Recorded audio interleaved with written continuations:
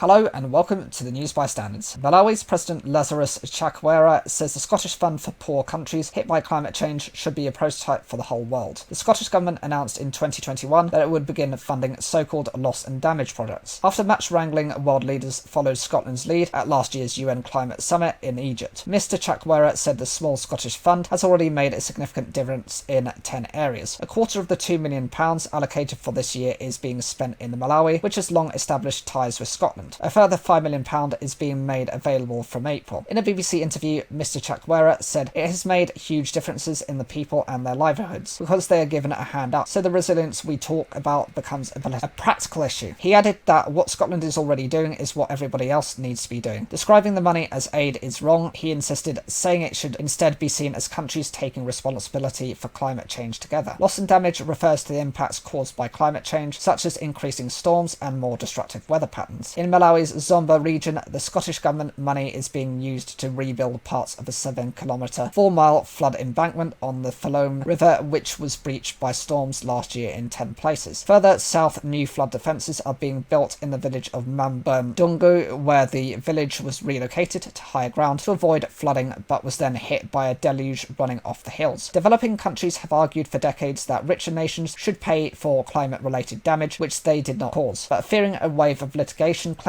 Western countries have resisted it. Last year, a tropical storm, followed quickly by a cyclone, displaced hundreds of thousands in Malawi, Mozambique and Madagascar. Mr Chakwera believes that vulnerable countries like Malawi would feel better supported if the Scottish Government and the model was replicated by other countries. This fight belongs to all of us, and I believe that this example will serve as a prototype of what could happen. Although world leaders agreed at COP27 in November to set up a loss and damage fund, the details have still to be finalised, and it could be years before it is funded. Poorer countries are still waiting for a promised £100 billion of climate financing, which was promised to be delivered by 2020.